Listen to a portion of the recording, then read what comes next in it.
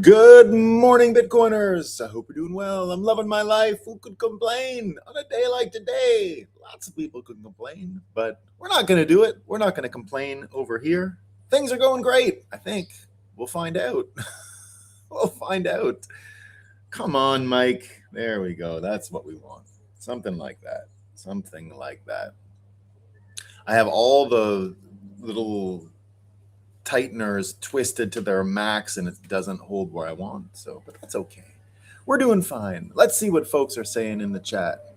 Good morning, Count and crew, here for the winning. Hey, hey, hey, Great Awakening gang. Top of the morning, tall. Stack them while you can. Blessings, beautiful. Bampians from Chef Zero. JJ Fox says, nothing like freshly dialing in my espresso after enduring bitterness for a few weeks.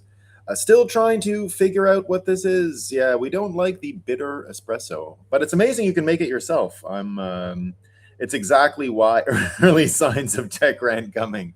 These fucking things, how much do they cost? And they have all these knobs to tighten, and it doesn't tighten. Like, I get like 30% of the options of where it's tight when I tighten it. Like, it's not a 360-degree tightening. I get like 90 degrees of tight. And then the rest is just like, I can't tighten them. I'm going to break it. There's a plastic piece. The whole tightening actually creates pressure on plastic. And then you got a metal nut inside of it. It makes no sense. It'll break. If I tighten it more, it's going to break and the whole thing will fall apart.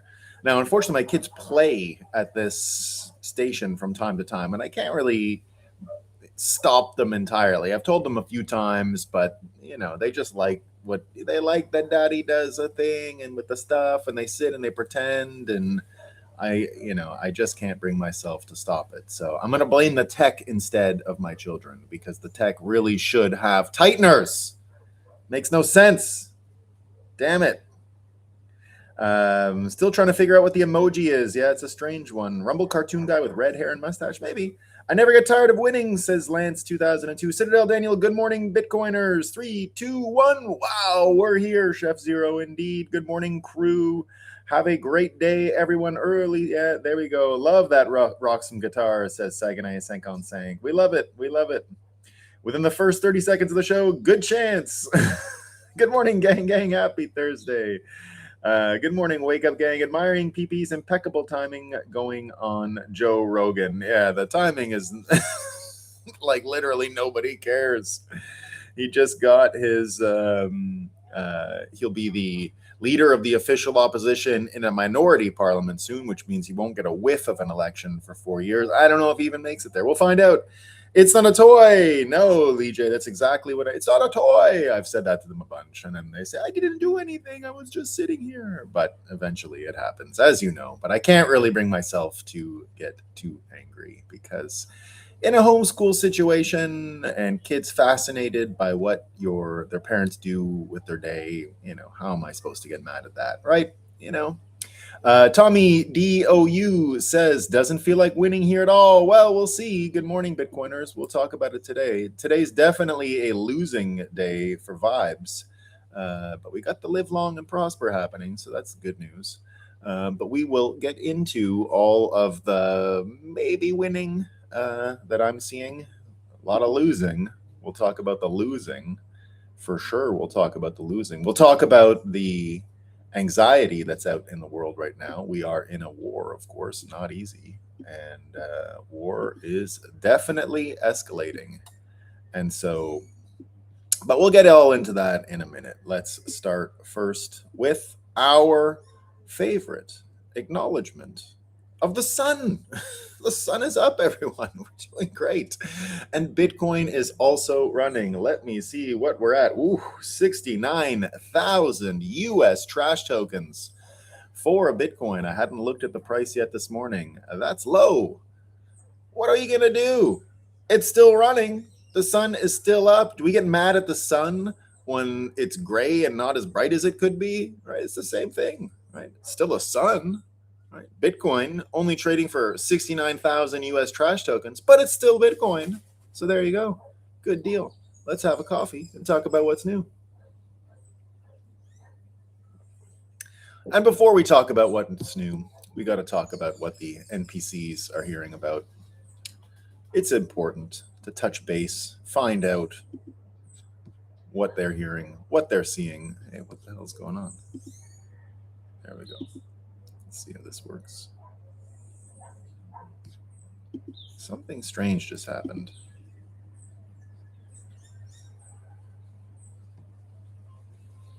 That I don't quite understand. Give me a second. All right.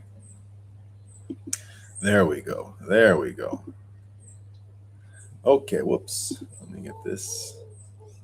I don't know why that's so ugly, but that's fine. There you go, guys. Guess what? You're not going to believe it. Remember I was talking about that ChatGPT story that involved the mRNA vaccine that the fella made with AI? And I said, well, it's probably pretty easy. And I told you that was already the story. Well, the NPCs are finding out today the more important story. Experts say AI only assisted. AI did not manifest itself into real life and treat the dog. It only helped them. Gosh, it only helped the doctor do it, right? If you didn't know, now you know. Claim debunked, according to them. This from Canada. Are we in for a super El Nino this year? Early projections say maybe. And this, you wouldn't believe it, worries climate scientists. Guys, some climate scientists are worried. They're worried. Oh, no. Oh, no. And it's a super El Nino. That is, of course, the famous line from Chris Farley, El Nino is Spanish for the Nino. So super the Nino for translation purposes. Super the Nino. We have super the Nino this year. Not just any Nino, super the Nino. Big time Nino. And wouldn't you believe it? They're worried. They're worried. We get this too. Does cold water clean clothes as well as hot water? Here's what experts say. Hot off their incredibly timely advice we got yesterday about what temperature to set your thermostat at. Thank God we had the experts weigh in on that. Now, finally, they're just solving all the big world problems right now, right? Cold water, right? Does it clean as well as hot water? Experts are needed right now. Stat, I need it. No one has ever observed what would happen with the difference between cold and hot water, but finally we have them here. Can you use cold water for laundry? Pros and cons. When to use hot water, how to get the best results for cold water. Experts in the house. And there you go. We got this news as well. Hold on. I got to switch these orders just a little bit. Just a little bit.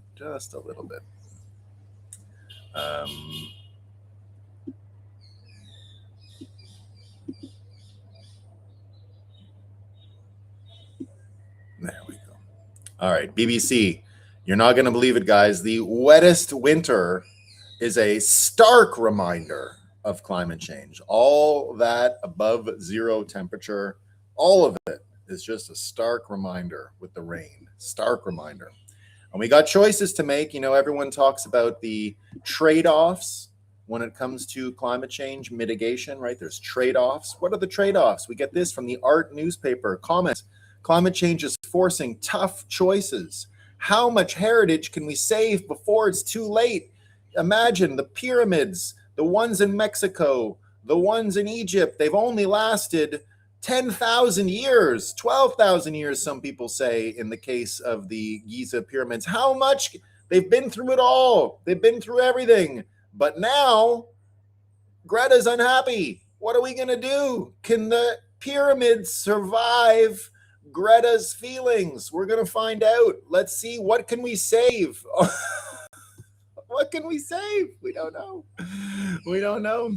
Climate change could cut land for cattle, sheep, and goat farming in half by 2100. Guys, your pasture land is going to get cut in half. But the good news is less cattle, less sheep, less goats means less farts.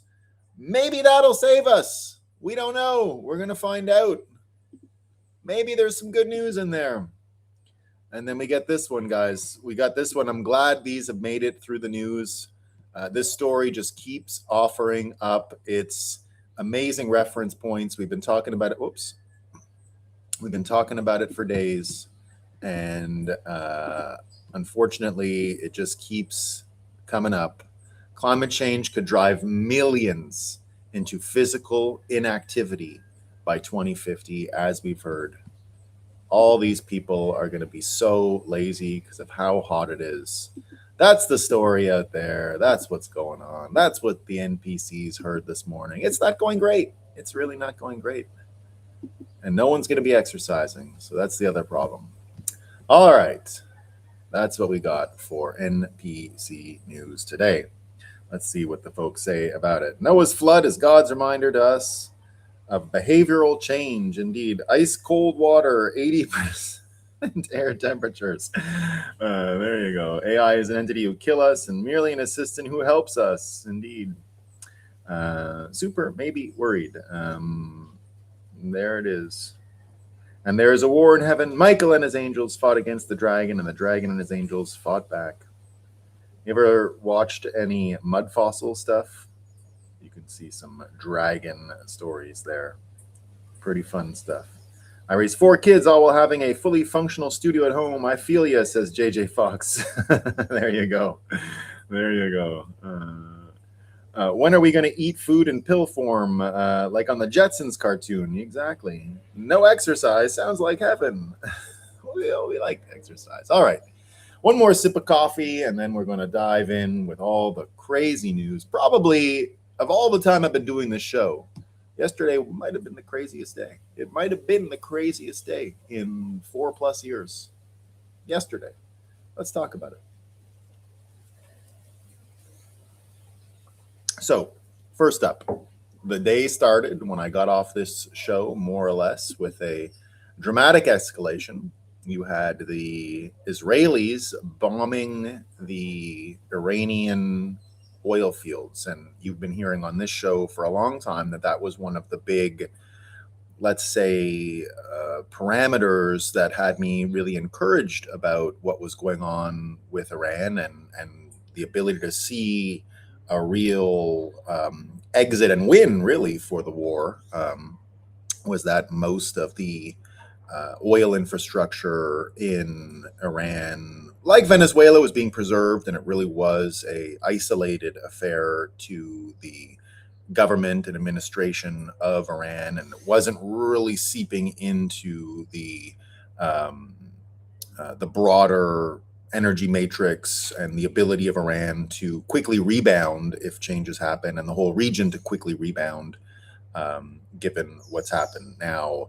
The strikes that Israel did on the Iranian oil field did have a sort of hint of what I was getting at, in that what happened was they really didn't do that. So they really did target the domestic oil, the domestic natural gas usage, not the exported stuff, but the stuff that they would use internally in Iran, or at least that's what this analysis says.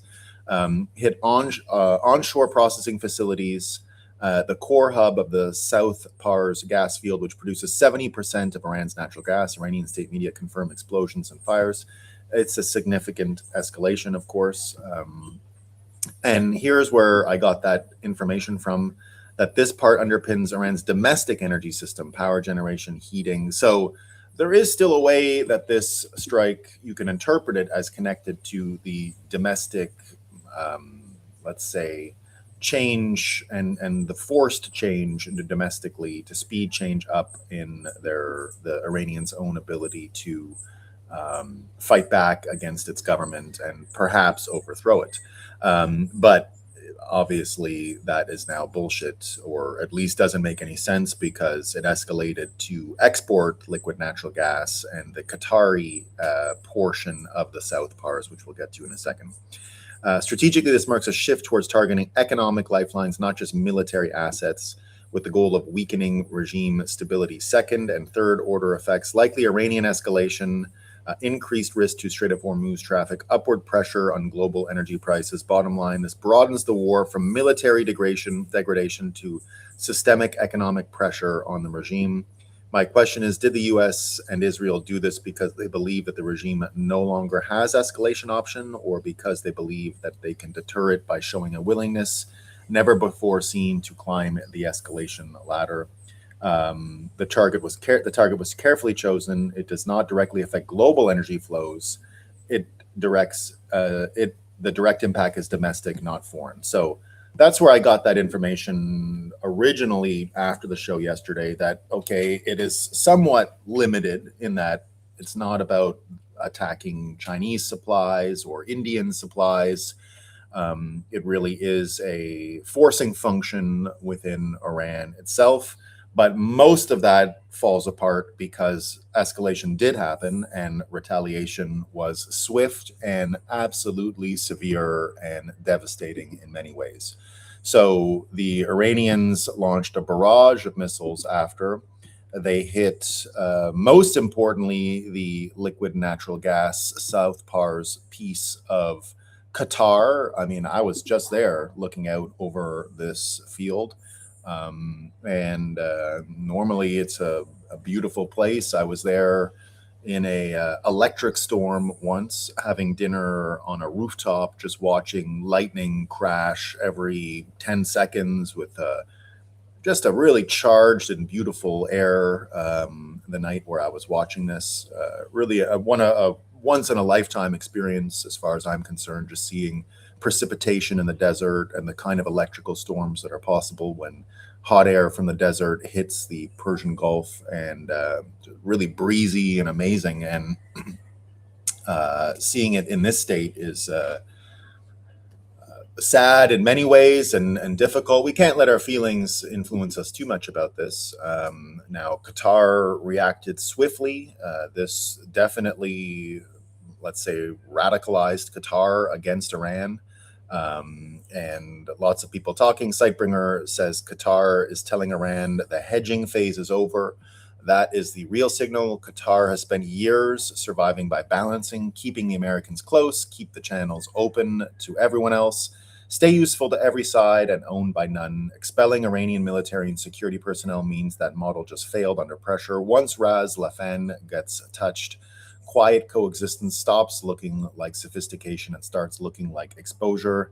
That is why this matters. Ras Laffan is one of the core gas nodes of the world. If Iran hit the energy spine and Qatar responded by throwing out Iranian security officials, then the conflict just moved one layer deeper. It is no longer only strikes, ships, and headlines. It's now about whether the Gulf states still believe Iran can remain inside the old tolerated threat box. And deep down, the answer is starting to become no. Military and security attaches are part of the hidden machinery and lets enemies manage contact without saying so publicly. Expelling them means one of the pressure valves is being shut. It is a diplomatic downgrade, an intelligence downgrade, and a trust collapse in one move. Qatar would be saying the Iranian presence inside Doha is no longer something to manage. It is something to purge. That is a bigger shift than people think. Qatar is usually one of the softer nodes in the Gulf map. It mediates, it hedges, it buys room. If even Qatar is hardening, the center of gravity in the Gulf is moving further against Iran. Fewer gray zones, less balancing, less room for clever ambiguity, more explicit alignment around protecting the artery and the energy base. That means the war is hardening into state system consolidation. The real truth is simple: is if this is real, Qatar just moved from hedging around Iran to hardening against it. And that is a serious escalation. And indeed, even the economics of this are absolutely brutal. No way to sugarcoat it at all. The pricelessness of this infrastructure and the inability we would have, it's time. Rebuilding this would take years. I think the whole structure, I saw it costed at around $70 billion to build the extraction mechanisms. It's not that simple. It's not like pumping oil out of the ground. Liquid natural gas has cooling systems, all kinds of high tech and sophisticated machinery goes into this stuff. It isn't like spindle top in the old Texan days and just putting a straw in the ground and you get oil.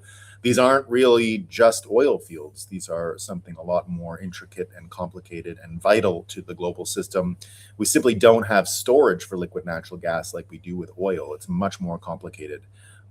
So this was a hit on the highest end of the extraction infrastructure, and probably, even if we don't know the damage yet, but this is multi-year problem to fix. It's not that simple at all. Jack Bossabeek saying here, indeed, the natural gas wars. Qatar Energy confirms strike on the industrial city. Extensive damage has been caused, no casualties, but it is a huge, huge problem. And now going back to the Israel question in this, Israel just made the single most dangerous military decision of the entire war, and nobody understands what they just triggered. I don't think that's true. I think a lot of people understand what it triggered. Israel and the U.S., let's strike the U.S. I'm not sure that's true. The largest gas field on the planet, but here's why they either didn't know or didn't care. South Pars is jointly managed by Iran and Qatar. So where's the map? There it is. So here it is. This piece is right between and is shared between either of the countries. So it's a joint field. People go and extract from either end of it. So hitting this again is a huge, huge issue. And now let's move on to the bigger part of this. Well, not quite yet. So yesterday, all of the Middle Eastern countries did get together in Saudi while bombs were falling on them too. Saudi got hit last night, their oil fields, as well as the Red Sea port, where they're pushing oil through pipelines to avoid the Persian Gulf. They've been going to the other side of Saudi Arabia to the Red Sea. Those were hit last night. Riyadh was hit while the leaders and foreign ministers of these 12 Arab countries all met and to condemn Iran, but who cares? I mean, they can be condemned all people want, but it won't really matter. The bombs were falling anyway, so major, major escalation there. Now, the next part of it is where I think things get really interesting, which is that last night Trump denied any knowledge of it and mentioned that Israel was acting alone. And Joshua Reed here says, see what Israel did? They just escalated this beyond the scope Trump laid out. My thoughts, expect fireworks from Trump. And indeed, Iran has issued an order to Saudi Arabia, Qatar, and the UAE to evacuate energy facilities following Israel's strikes on Iran's largest oil field. The last time this happened, Trump sent Witkoff and Kushner to Netanyahu. That's when they bombed the oil around Tehran. And this would be sort of similar to the time that Israel bombed Qatar and Trump ordered Netanyahu to Washington, D.C., made him call the president of Qatar on television for everyone to see and apologize. You remember Trump gave him the phone and told him to do it. Well, they just did it again. So here you see that Trump's disciplining, let's call it, of Netanyahu didn't work at all. They continue to ignore what Trump said and acting in their own interests, of course. Now, there's the separate unknown question. We've been talking a lot about how Iran is sort of headless and is operating with decentralized orders. The command structure keeps collapsing in Iran as Americans and Israelis kill all the new leaders in Iran. Many of them are acting rogue, of course, and under their, well, rogue's the wrong way to put it. They're acting in their own command structures without any hierarchy. And so after Trump released the statement, he said, Israel, out of anger for what has taken place in the Middle East, has violently lashed out at a major facility known as South Pars gas field in Iran. A relatively small section of the whole has been hit. The United States knew nothing about this particular attack, and the country of Qatar was in no way, shape, or form involved in it, nor did it have any idea that it was going to happen. Unfortunately, Iran did know this, or did not know this, or any of the pertinent facts pertaining to South Par's attack, and unjustifiably and unfairly attacked a portion of Qatar's LNG gas facility. No more attacks will be made by Israel pertaining to this extremely important and valuable South Pars field unless Iran unwisely decides to attack a very innocent, in this case, Qatar, in which instance the United States of America, with or without the help or consent of Israel, will massively blow up the entirety of the South Pars gas field at an amount of strength and power that Iran has never seen or witnessed before. I do not want to authorize this level of violence and destruction because of the long-term implications that it will have on the future of Iran, but if Qatar's LNG is attacked again, I will not hesitate to do so. Thank you for your attention to this matter. Now, it will be a test, of course, as Tanvi Ratna says. We'll see if their decentralized groups that attack different targets will be able to be reined in at all. Maybe they're all just completely rogue at this point. We'll find out.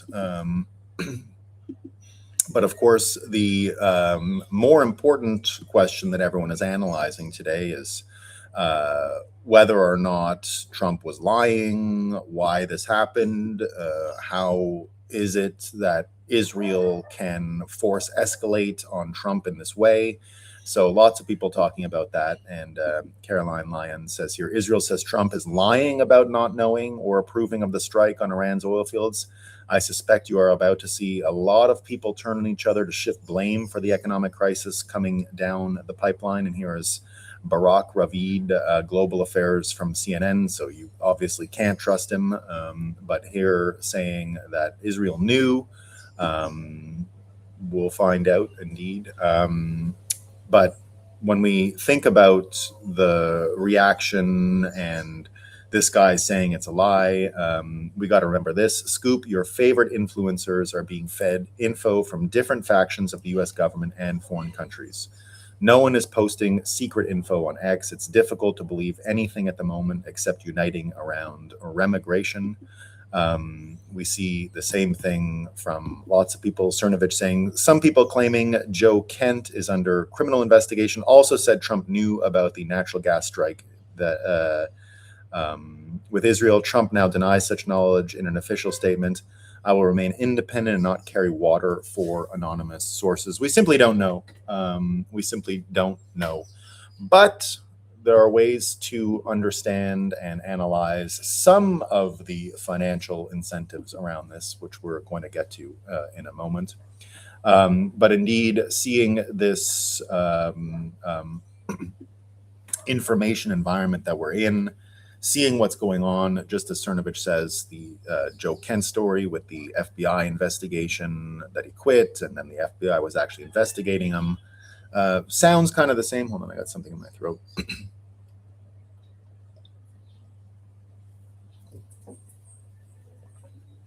So from there, we, of course, do get this podcast situation happen right away as these strikes are going on, as the war escalated last night. You had Joe Kent on the Tucker Carlson show here, Kaneko the Great, saying, so Joe Kent was reportedly, here we go. So Joe Kent was reportedly under FBI investigation for leaking classified information before resigning. And he immediately sat down for an interview with Tucker Carlson, who said days ago that he's under investigation for his conversations with Iranian officials. Who knows whether either claim is true? What information was Kent accused of leaking, and to whom? What exactly did Tucker say to Iranian officials? Or are both men being targeted for opposing the war? Or is none of this accurate and neither is under investigation at all? The reality is that nobody on the internet knows the full truth, but we're about to see plenty of people speak with absolute certainty as if they do.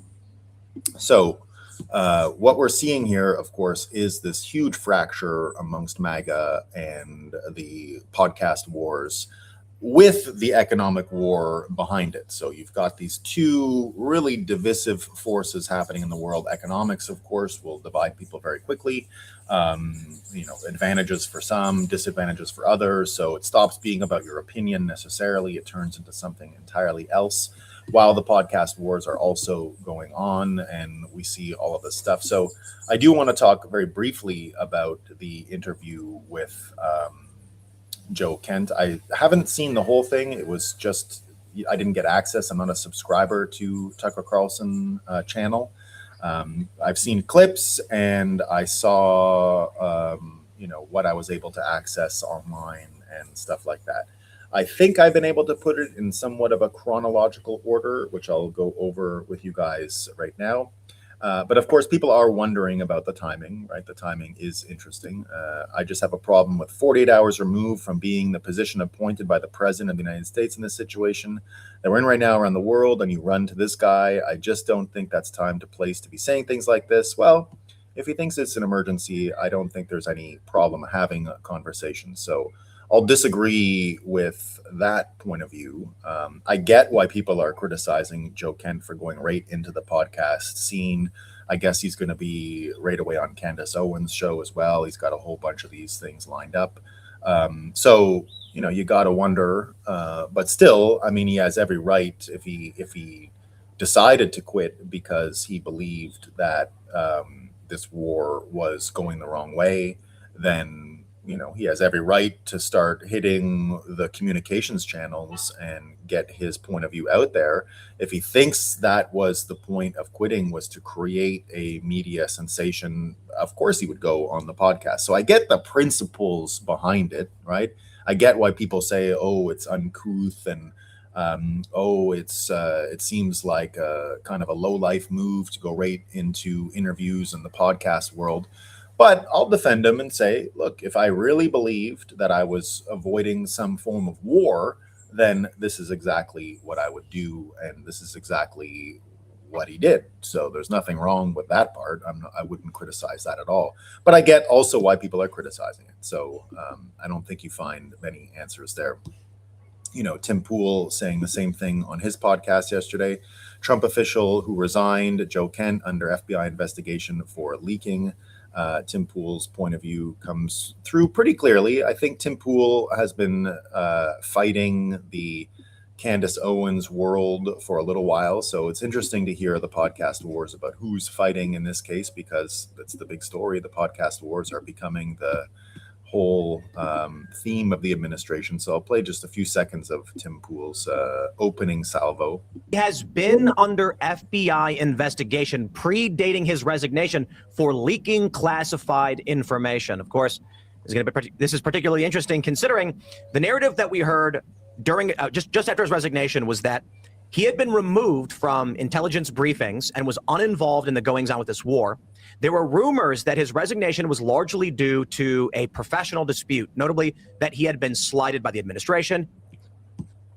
We don't want to get into too much speculation, but the fact and the reason I wanted to play the Tim Pool piece was because, indeed, his removal from a lot of these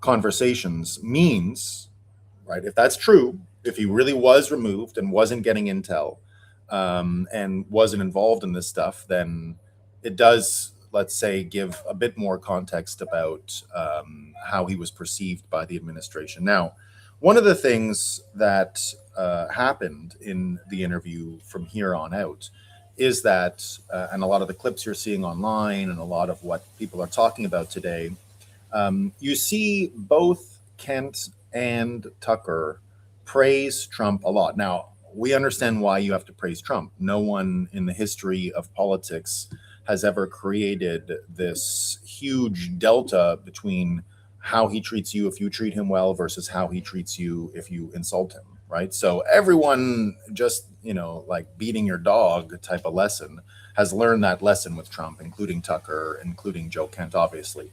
They spend a lot of time in the interview praising Trump, praising his abilities, saying, he's got these qualities and those qualities and all of that stuff is great. But his problem is, they say, is that he is being surrounded by deep state assets, Israeli assets in particular, and the Israeli asset piece starts to shine through in some of their investigations. So here they start talking about his work, Joe Kent's work, in the Charlie Kirk and Butler investigations about what's going on. So here he describes them. What kind of pressure does it require to get a president who campaigned against exactly this thing for 10 years to do exactly this thing? What does it take to?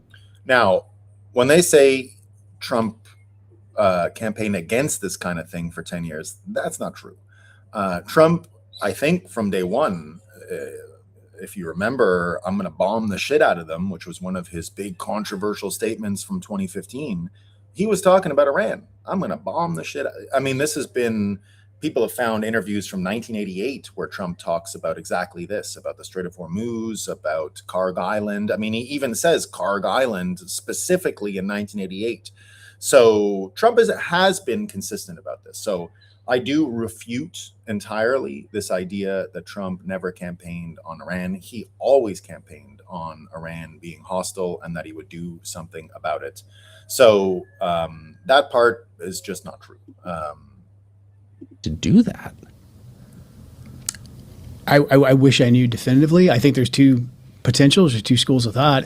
I mean, one is the media echo chamber, the donors, the way the Israelis come in and kind of launder the information, like I described previously, and then the other option is much darker. I mean, we still don't know what happened in Butler. We don't know what happened with Charlie Kirk, and by no means am I saying like the Israelis did this or any of that. But I'm saying there's a lot of unanswered questions there, and there is enough data to at least say that there's a good chance that President Trump feels like he is under threat. We're not allowed to ask, basically, was there any linkage between what took place with Asif Merchant, who was recruited by the Iranians to come to America to recruit proxies to kill President Trump. The FBI put a confidential human source at him. All this is public now. This is all out there in the open. And he's arrested, and then 2 days later, a sniper takes a shot at President Trump. We think Merchant and the CHS was talking about the human source that the FBI put at Merchant.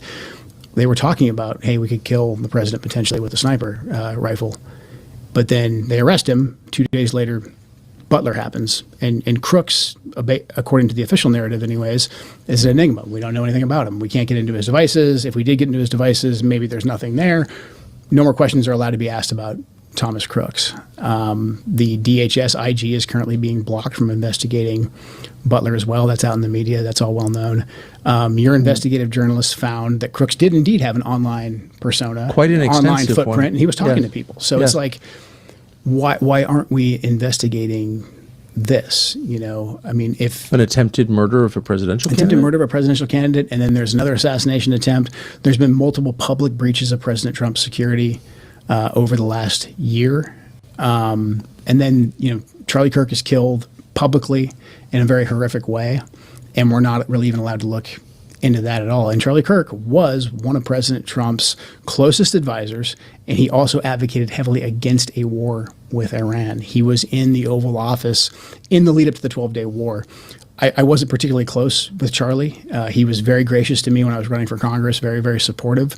So we knew each other. And the last time I saw Charlie Kirk on this earth was in June in the West Wing, in the stairway. And I said hi to him, and he looked me in the eye, and he said very loudly, and it's a small, you've been in the West Wing, it's small, it's a tight space. And he said, Joe, stop us from getting into a war with Iran. Very loudly. He was single-minded. And he walked off, and he went, I believe, into the Oval. So when one of President Trump's closest advisors, who is vocally advocating for us to not go to war with Iran and for us to rethink at least our relationship with the Israelis, and then he's suddenly publicly assassinated, and we're not allowed to ask any questions about that, it's a data point. So the only foot fault I will give Joe Kent for this is invoking Charlie Kirk in a no witness type of way. I feel Charlie Kirk, the name is being used to manipulate people constantly now. And I just don't think invoking Charlie Kirk, because it affected everyone. And to me, you shouldn't have to use that as a persuasive tool. If you want to make this point, there's plenty of other ways to do it. So, I won't criticize Joe Kent on the FBI piece or running to the media the minute he quits. I can see why you would do all that stuff. I find it distasteful at this point to be bringing up Charlie Kirk. That's just a personal thing. So, everybody's doing it. No one's going to believe it.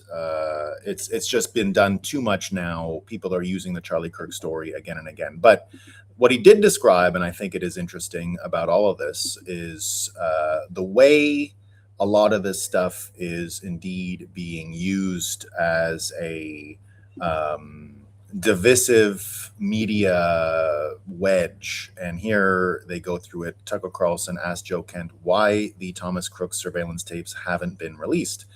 Kent's answer blew him away. He explained that the government deliberately withholds information to create noise with conspiracy theories, so the actual question never gets answered.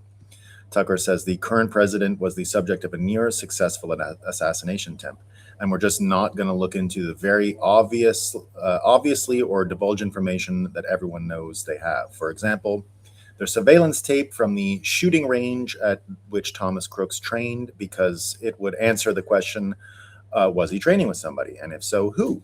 They have the footage and they won't release it. What could possibly be the explanation for that? Ken says, I know what the result is. The result is people come to their own conclusions, and this is where crazy conspiracies come from. And then those conspiracy theories usually are used to debunk or make the people saying them sound crazy. So the actual question never gets answered. And Tucker laughs in awe and says, sorry, I think I have the video here. Yeah, we'll just play the video. Let me know if the audio is coming through. The current president was the subject of a near successful assassination attempt, like recently. Yeah. And we're just not going to look into, very obviously, or divulge information that everyone knows they have. For example, the surveillance tape from the shooting range at which Thomas Crooks trained, because it would answer the question, was he training with somebody? And if so, who? They have that footage and they won't release it. What could possibly be the explanation for that? I know what the result is. The result is people come to their own conclusions, and this is where like crazy conspiracy theories come from. And then those conspiracy theories usually are easy to debunk or make the people saying them sound crazy. So then the actual question never gets answered. Right? I'm sorry. Can you say that for people who haven't lived in Washington? Okay, I try to explain this to people all the time, because this has been ongoing since at least the Kennedy assassination. But this is a very serious and reoccurring thing. It's a tactic. And you just explained it better than anyone I've ever heard. Can you just do that again if you can recall it from memory? Yeah, I mean, so basically you give no information whatsoever on something that's obvious that there should be information. Like you outlined, like there's potentially footage of Crooks at the shooting range. Again, Police 101, go get the tapes. Let's figure it out. If you don't want to address that question, then you go silent on it and you say, you can't ask that question, which then creates people who come out of kind of nowhere and they start drawing their own conclusions. Right. Knowing the way the internet works, I mean, half of them, or if not more, are probably going to be so far off in left field and made by legitimate kooks or bots that then you can just be like, oh, these people asking these questions about that tape at the video range. It's space They're aliens. All crazy conspiracy theorists. They say it's a UAP or whatever. And so then you've just, diverted all attention away from the thing that you're trying to conceal, and now everyone's focused on the crazies. Man. And then the second someone asks a legitimate question, they're crazy. So, indeed, you are, as we've been saying for a long time, in a deep psychological war, and the issue here, in the end, is how these psychological campaigns are being mounted, how these psychological campaigns are being orchestrated.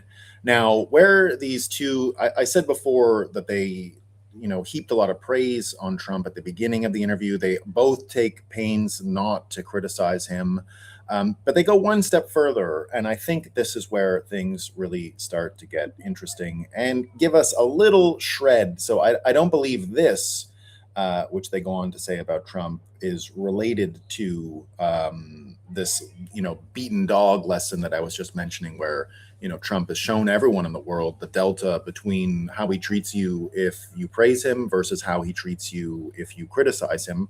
many examples of this over time. If you remember, I mentioned a lot during Vivek Ramaswamy's campaign. He always, the young Vivek, because Vivek was always praising him, versus other people who would criticize him, how hard he would go at them. Take the governor of Florida as an example. Anyone who was criticizing him was getting the brushback pitches and equal and opposite reactions.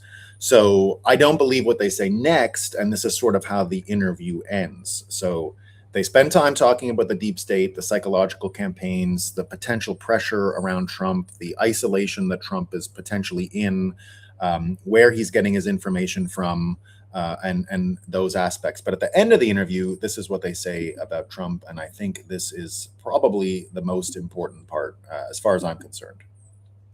The war with Iran is potentially the end of a lot for the United States. At this point, it feels like there's no way out. What's the answer? It's going to take drastic action. The good news is this is something that President Trump is uniquely qualified to fix. The main issue is what the Israelis are doing. And he needs to very forcefully, and probably with a new team of diplomats, go to the Israelis and say, you're done. We will defend you. However, you are done going on the offense. This is our war. We're paying for it. We're bleeding for it. If you choose to continue this offensive operation, we will start withdrawing features of your defense system so that you will be on your own. We have to say that to them. And I know a lot of people who, like the Israelis, are going to say, that's wrong, they're under fire. But if we don't address our relationship with the Israelis, even if we come up with a temporary ceasefire, we'll be right back in this same situation in very short order. How hard will that be? It will be hard, but again, President Trump can do it. So I think this is true in the sense that Trump is a uniquely positioned individual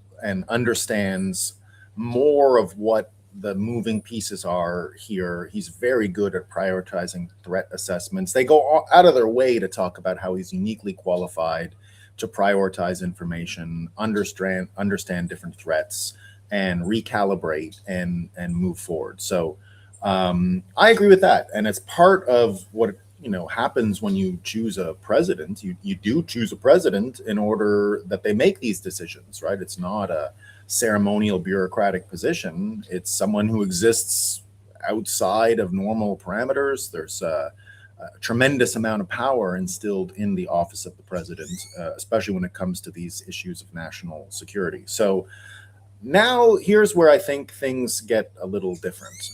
For a long time on this show, you've been hearing about how Israel is really a part of this wider scheme out of the city of London and what's going on, more or less. Kennedy, you can go further to World War I, you can go to the creation of the Federal Reserve. And now the more I look at the economics, the more I look at what the actual flow of money and incentives are around the world, we're starting to see a little bit of a different picture, especially with the Strait of Hormuz. I've said for days now that the Strait of Hormuz will be opened and that you're going to see energy flow, and that will change the calculus around this war. That might not be the case anymore. And there's an important reason why that might not be the case. And I think this goes larger than Israel, right? Remember what I believe Israel to be, right? We have to keep that in context. I believe Israel to be a fake country that many people don't realize is a fake country. The people in Israel are divided like Americans. They're divided along the same lines as many people in the Western world are right now. They have the same factions. They're subjected to the same psychological manipulation as Americans, as Europeans. All the same scenarios are there. Israel is not some united country working for greater Judaism or anything like that.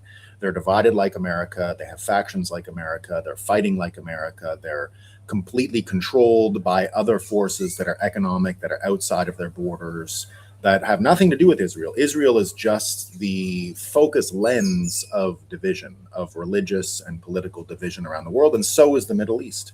The wider Middle East was likely set up after World War II to be the fake prison of two ideas and the binary in which you can divide populations and you can get them to argue about things according to this deep state London city model. Now, bring that back to the Strait of Hormuz and the economic considerations. our two favorite analysts that we've been using since the beginning of the war. Our two favorite analysts that we've been using since the beginning of the war. You've got Sal Mercogliano with this today, the Hormuz hypothesis. What if the U.S. Navy isn't in a hurry to reopen the strait? What does that mean? What? So let's go further.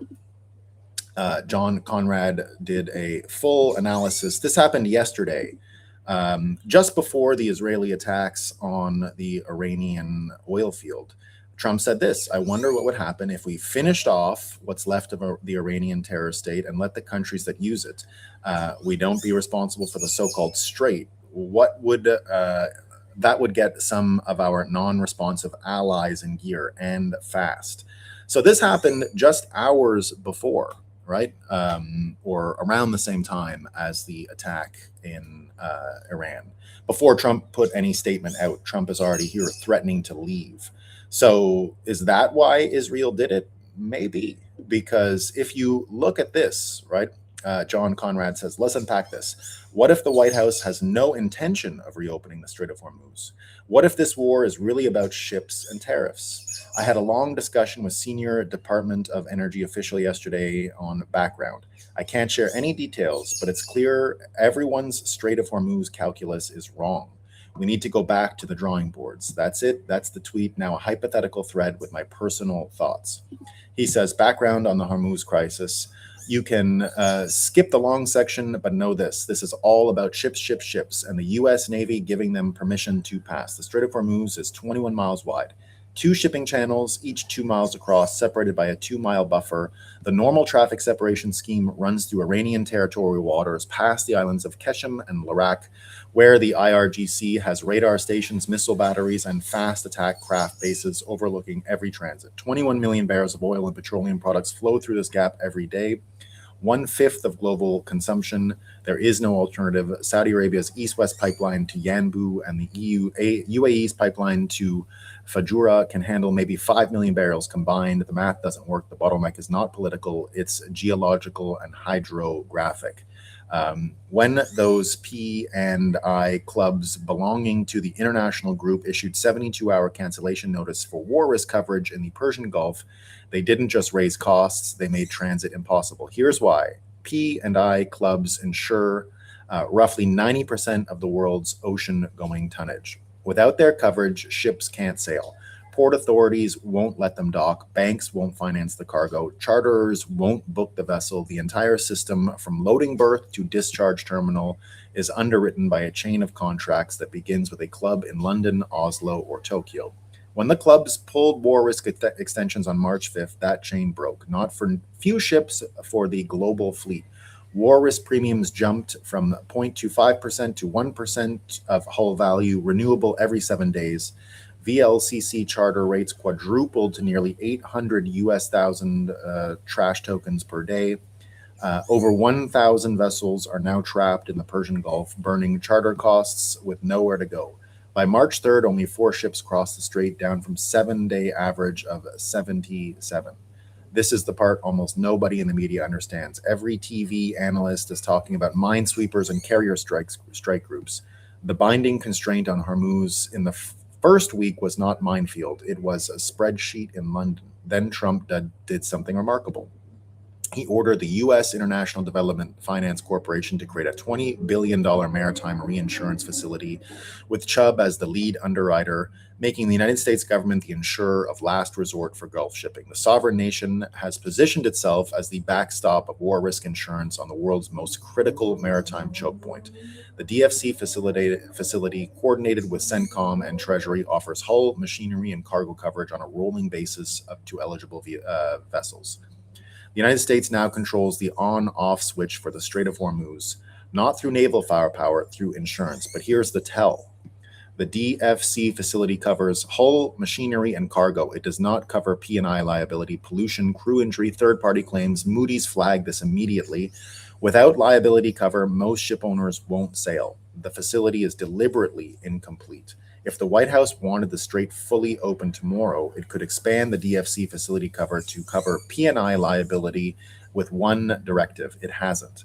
The gap is not an oversight. It's a strike price on an option the administration is choosing not to exercise yet. But now that insurance is mostly settled, the ships still aren't sailing. Why? The insurance isn't backed by the DFC. It's backed by a green light from the U.S. Navy. The green light hasn't appeared. Read the latest Murad Navy warning carefully. U.S. flagged own or crewed commercial vessels that are operating in these areas should maintain a minimum standoff of 30 nautical miles from the U.S. military vessels to reduce the risk of being mistaken as a threat. They can't pass without naval ships stepping aside to let them through. That was clear. What was clear from the DOE conversation, Europe is going to have to figure this out themselves. And the White House is not sprinting to help. I was hesitant to post this earlier, but the latest Truth Social post confirms some of my suspicions. So here it goes. Trump, the person, if not the whole administration, cares deeply about restoring American maritime might. He came into office determined to restore American maritime power. He assembled the greatest collection of maritime minds in key government positions since Nixon. He put Mike Waltz, creator of Ships for America Act, as head of the National Security Council. He created Maritime Office in the White House. He appointed maritime advocates to key positions throughout his administration. He appointed Charlie Kirk, by the way, to the Maritime College as well. He signed sweeping maritime executive order in April 2025 that directed maritime action plan across defense, state, transportation, and homeland security. He started laser focusing on securing choke points, Panama, Red Sea, Suez, Greenland, UK Gap. He launched investigations into Gibraltar and Spain. He created USTR actions to tariff Chinese built and operated ships. He called CMA, blah, blah, blah. He invited me, the owner of the world's largest shipping news website, to the White House multiple times and got me on a Pentagon press credential. The ambition was real. So was the pushback. Ship owners lined up outside USTR to protest the China shipping tariffs.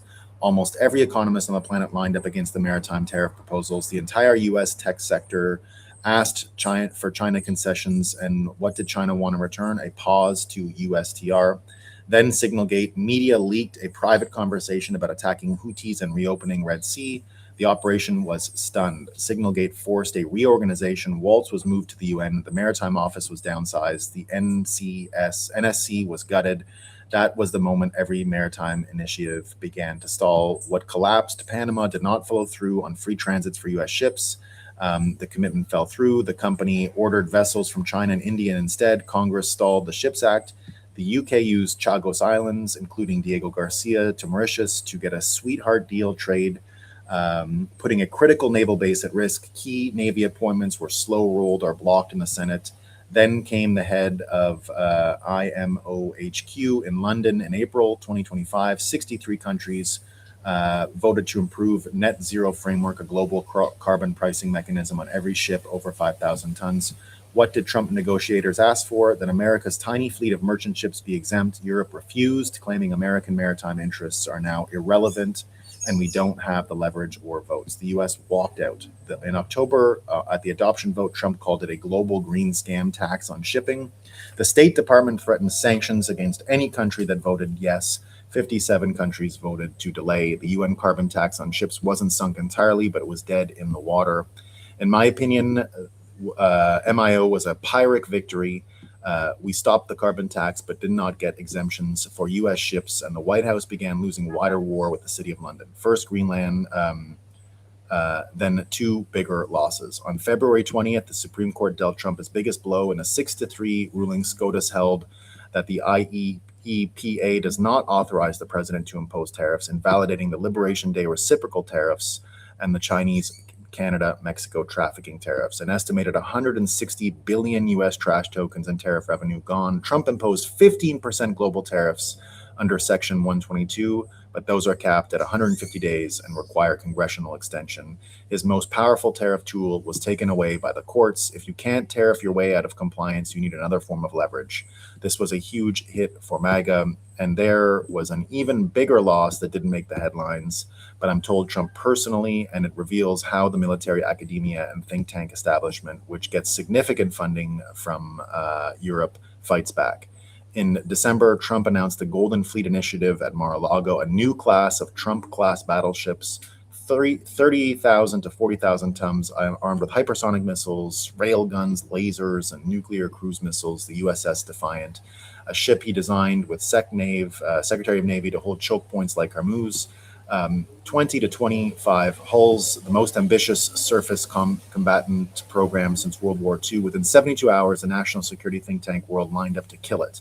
CSIS published a piece titled "The Golden Fleet's Battleship Will Never Sail," estimating $9 billion per hull, predicting cancellation before the ship hits the water. The Foundation for Defense of Democracies called it a waste. Retired admirals, blah, blah, blah. And the tariff decision, there you go. Now connect the dots. Strike Iran and Europe either bends or goes dark in the energy crisis. The European shipping community and political establishment has spent the last year dismissing, undermining, and mocking every Trump maritime initiative. They scoffed at the USTR tariffs. They laughed at the Ships Act. They blocked the IMO exemptions. They refused to take American maritime policy seriously. Now their energy supply runs through an insurance facility controlled by Washington. Let their navies figure it out, except everyone knows they can't. European naval forces are too small, too slow, and too poorly equipped for sustained convoy escort operations through a contested strait. While the MSM is busy spinning Europe's failure to participate as a vote against the war, the smart players all know they aren't sending warships because they can't. All the European navies combined couldn't send more than 3 ships at a time to defend the Red Sea, and an entire German task force sailed around Africa to avoid it. Eventually, Europe will have to capitulate to the U.S. Navy and the U.S. insurance backstop to fully reopen the strait. And what does capitulate look like? In my opinion, carbon tax, Greenland, tariff concessions, the Ships Act, every maritime policy priority that Europe and China have been blocking for the past year. Why hasn't Trump mentioned the plan? Why hasn't anyone else in the administration? Because nearly every maritime advocate he appointed who has spoken out has been sidelined by the swamp. Now, the domestic calculus, while the TV oil analysts focusing on global price of oil, the real experts in Houston are watching something different, the fracturing of the global energy market. The real threat is not $200 oil, it's cheap energy in export nations and ruinous energy costs in places far from reserves. One global price only works if there's a surplus of tankers to arbitrage differentials. Before the Iran strikes, that surplus was razor thin. Now, with super tankers stuck in the Gulf, it's gone. Brent is at 106 today. It was 111 or 12 before I got on. There you go. And it's a big price change around the world. And indeed, we're seeing the divergence continue. Look at who benefits and who doesn't. The 3 most powerful industrial lobbies in the U.S. are tech, Wall Street, and energy. Tech gets cheaper LNG for data centers. Wall Street gets volatility and panic to extract trading profits. Oil and gas is usually protective of Hormuz because they trade internationally, but U.S. companies were just given Venezuela. BP was allowed back into the Gulf. Shell's favorite politician, Mark Rutte, is Trump's biggest fan in Europe. There you go. So when I ran this hypothesis, indeed, you got to look at what's going on with the deeper European, British allies and everything going on with the city of London. And you got to think of it in terms of trap, right? This is what John Conrad says. This morning, I wrote Trump may be slow rolling the reopening of Hormuz to gain maximum leverage against European shipping interests, blocking his maritime ambitions. That's my hypothesis. What is confirmed is the leverage is growing by the hour, and sources tell me the U.S. Navy has assets in reserve that could begin convoys and minesweeping, but little evidence they're deploying them with any sense of urgency. So again, Conrad goes on, what if the United States doesn't care about reopening the strait for Europe? My latest in G Captain op-ed. And it looks like, again, that the energy and Hormuz is leverage and that is the actual plan to strike against the city of London. It has many global ambitions with it. If you wanted to reindustrialize the U.S. while wiping out global manufacturing, this is the way to make that happen. Trump floats the idea of abandoning altogether. That's why all of these forces kicked into action yesterday. That's why probably the escalation happened, because Trump is absolutely not interested in giving the world its security and energy. And he's using the leverage that actually exists in the actual capacity of the United States to do this. Now, It might sound crazy and far-fetched, but listen to what Promethean Action says. And remember the trap that Trump laid in the midterms. It's exactly the same thing that he did to NATO and all of these forces yesterday. And so I'll play this video because I think it explains a lot of what's going on. Did at the State of the Union, he walked Democrats right into a trap, and they didn't even see it coming until it was too late. If you agree with this statement, then stand up and show your support. The first duty of the American government is to protect American citizens, not illegal aliens. Now he's doing the same thing with the modern British financial empire and their enforcement arm, namely NATO. But I was surprised to see that NATO, while they agreed that it was a very important thing to do, they agree fully. Nobody said, oh, you shouldn't do it. I think NATO's making a very foolish mistake. And I've long said that, I wonder whether or not NATO would ever be there for us. So this was a great test, because we don't need them, but they should have been there. Notice how he calls this a great test. He followed up on Truth Social, concluding he wasn't surprised by NATO's refusal to defend ships in the Strait of Hormuz, since we spent billions defending them with absolutely no return to us. The media is telling you that Trump is throwing a tantrum because our European allies won't help protect the strait, that he's mad about oil prices. They're all wrong. President Trump has been preparing to leave NATO for months. The allies' refusal to back him on Iran didn't cause his break with NATO. It confirmed his idea about their stupid games. I'm Barbara Boyd. I've spent decades tracking the British financial empire's imperial wars in the Middle East and NATO's role as their enforcement arm across all of Eurasia. Today, I'm going to first cover Trump dumping NATO, a huge story. Then how Iran illustrates the battle between Trump's American system economics and the British free trade looters. And finally, how the globalists are trying to split MAGA through their oldest weapon, religious warfare. And that is how I see it more than anything. Now, Israel has its own objectives. They're completely fucked to death by this system. There's no one in charge of Israel. People say Netanyahu. Netanyahu is probably blackmailed by their own entities more than anyone. There is no cohesion within Israel. It's worse than America. When you look at what Trump can and can't do, when you look at what Joe Kent said, which is all true, people keeping information, people lying, you've got all of these subversive activities going on. We have a deep state, it exists. Israel has a deep state, it exists. They're as divided. And who knows what's going on over there? They can't be trusted, that's for sure. They're not really a partner. Now, individual Israelis, of course, can be, but the country itself is so compromised. Now, are they controlling Trump? I don't think so. I still think Trump is acting on its own. It's just that idea that he's being blackmailed. But go back to even what Joe Kent said with Tucker Carlson. If Trump is so uniquely positioned to do threat assessments, do you really think he's being blackmailed?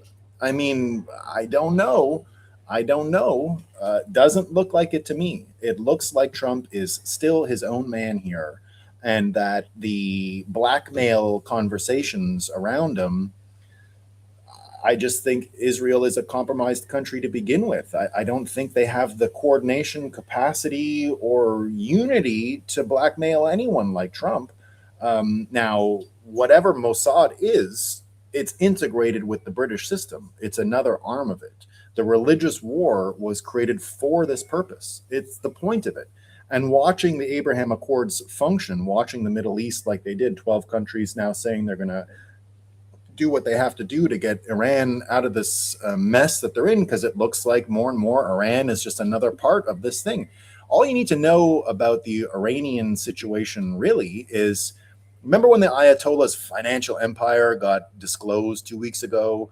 Oh, he's got a 50 million London pound trash token house. What do we do about it? Well, that never was a problem with Russia. They just went out and took that soccer team from Abramovich. Why was that not a problem? Why is the Iranian situation such a conundrum, but the Russian thing was done like that? The boats were requisitioned right away. They were seized. everything blown up pipelines, all that stuff. Europe itself is being led into a trap, and the people who are running Europe, that's the real war. And I think the Hormuz thing is not the goal. The reason Europe's not contributing is because Iran was their proxy state, says Pat Stedman. Now we can disentangle ourselves from NATO and also their close proxy asset, Ukraine. Trump set up the ultimate trap as usual. Heads, I win. Tails, you lose. And now the way he's going to pinch that is these regional energy prices.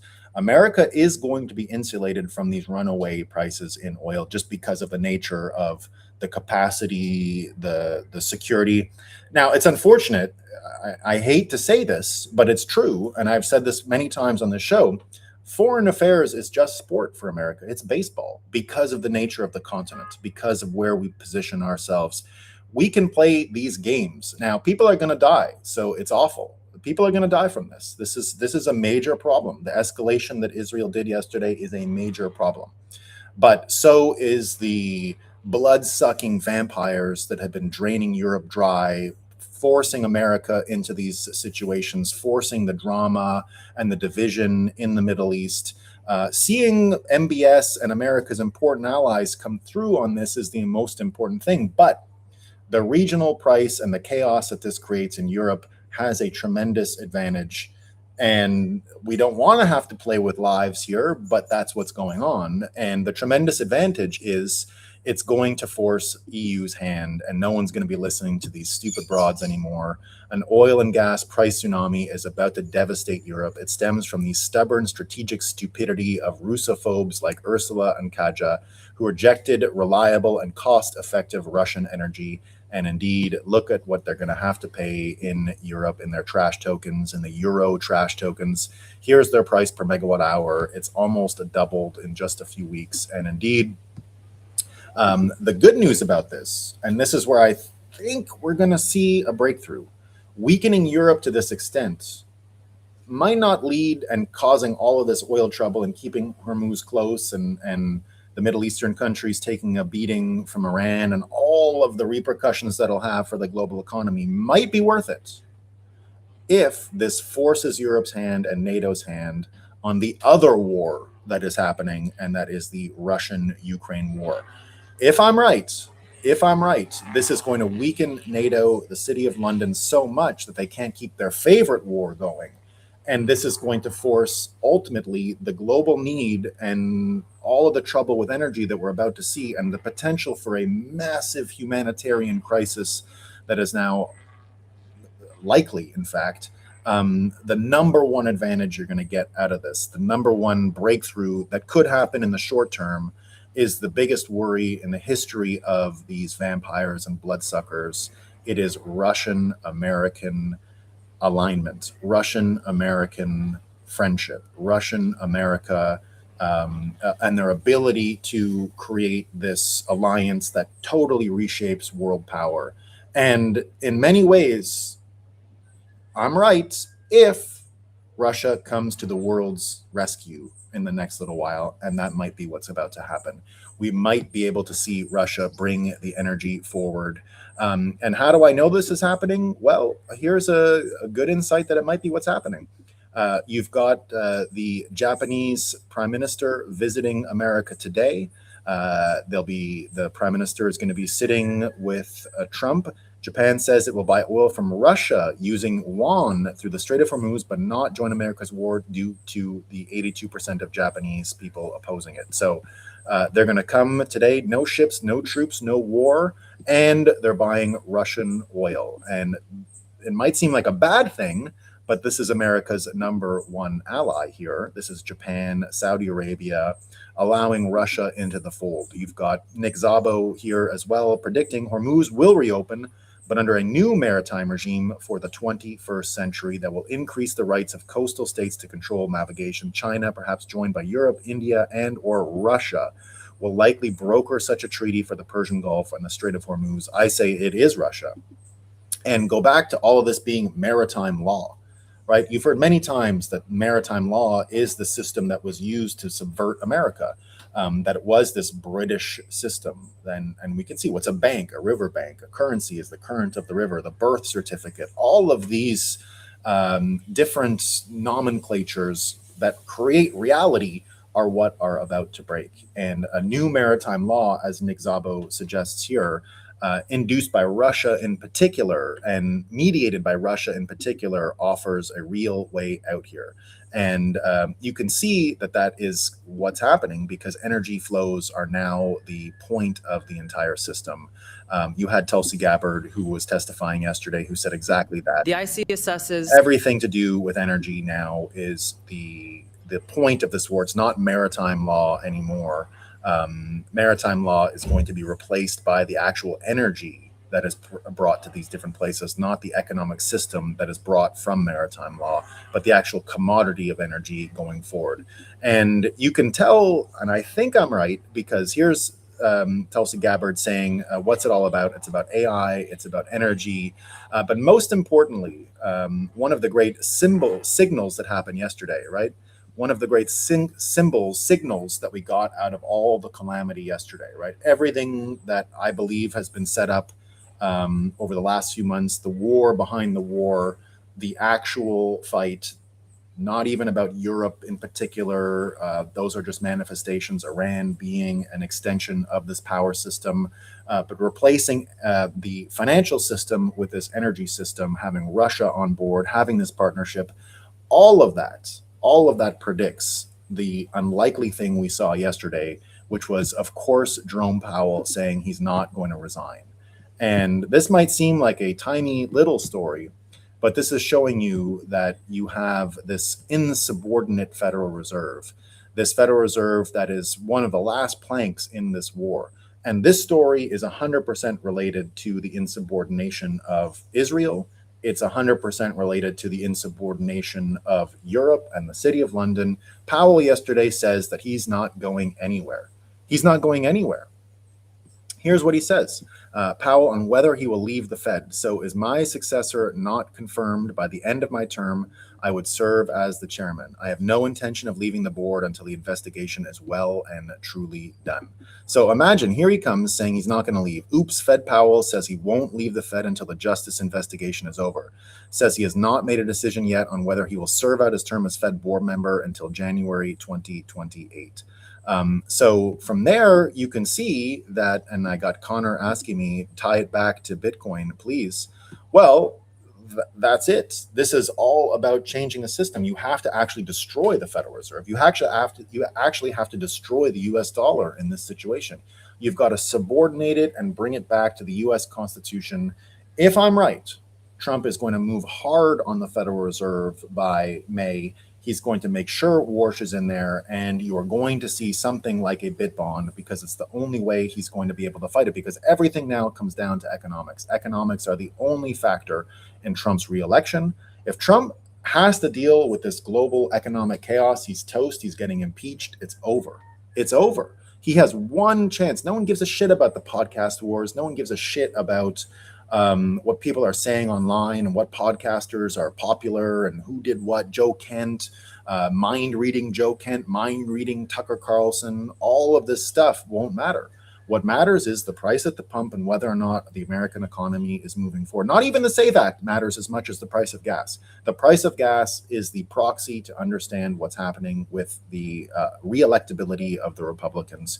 If he can't solve that, he's in big trouble. You need an energy revolution, as Trump has said. You need to completely change the credibility of public debt. You've got to subordinate the Federal Reserve to the Treasury. You've got to have the American system and the American model pierce through this veil of deceit and treachery that's going on. Whoops, I forgot to share. I was just wondering when True Heather was going to come around, and then I just remembered I never sent the link. We're going to be doing that stuff in a few minutes. Let me make sure it's there. Can't believe I forgot to send the link. 1 second. Just a minute. There it is.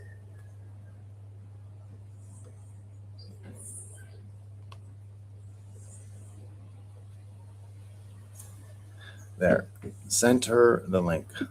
So the impact is incredible, right? The impact for Bitcoin is that we are actually entering a period where America is going to have to embrace bimetallism. It's going to have to embrace this runaway energy revolution. Otherwise, they're done. And there's good signs it's happening, right? Trump is delivering on the blue collar promise. We have all these jobs coming from the energy stuff. You're seeing big breakthroughs here, like in Germany. This is the future right here. This is how Germany will reemerge from this. They've built this decentralized grid that dodges the energy crisis. The village of Feldheim generates its power through wind, solar, and biogas. And go back to what Tulsi said. I mean, Tulsi says here it's all about AI and cognition and what cognition can actually do. The energy is tied to that. The Federal Reserve is tied to that. You see this German village doing that and having this decentralized grid. And then, here's just a fun type of power that it's unveiling, right? Looking for land and to build a house. Grok is helping me with all the paperwork and design. This is a fellow who's building his whole house with Grok. You've got decentralized grids. You have the pieces in place for the future. And the pieces in place for the future are just, look at this 24 hours. Zuckerberg killed Metaverse after burning 80 billion on cartoon avatars nobody used. Did you see that? That Meta, he even changed the name of Facebook to Meta, but Meta is now shut. Because people want physical life. This is the emergent world that's coming out of this. This is what Bitcoiners have been saying for a long time. This is the Bitcoiner aesthetic that is now actually getting traction and is actually becoming reality. People are rejecting this metaverse, soy, eat the bugs, all of that. We're seeing more and more capacity for these applications, more and more capacity for this aesthetic to come through. And it's a big change, right? Meanwhile, for the SAVE Act yesterday, we had Slotkin going back to where all of this information warfare is coming from and these deep state apparatuses. And luckily, Slotkin here is, she's looking better, by the way. I don't think she needs to wear turtlenecks anymore. So good for her. That's good news. But here she is whining and yelling. And this is great news because she's talking about illegals voting, and it's accusing people of what it is they do. So there you go. So I would just say, if we ever get to the point where you are being asked to put armed ICE officers at polling locations, we have lost the plot as a country. We have fundamentally lost it. And until I hear someone tell me that this man, President Trump, will actually allow us to have a free and fair election, there is zero trust here, and I cannot trust that he won't try and steal it. No one's going to trust the elections anyway. So that's the good news. And that's why Bitcoin will emerge from this whole scenario. All of these systems are going to the dogs. There's no way anyone trusts the midterms coming up. I don't think we're even going to have people take office after. I mean, there's a small chance. I don't really think it's going to happen. But I just can't imagine that anything less than January 6th is going to happen again. When the midterms take place. Are people even going to be able to be inaugurated and put in office? I don't know. I think you're going to have contested elections across the board. You're going to have people make these arguments here just like this. I don't know how well that's going to go, right? The Democrats claim this bill targets Democrat voters. That's a lie.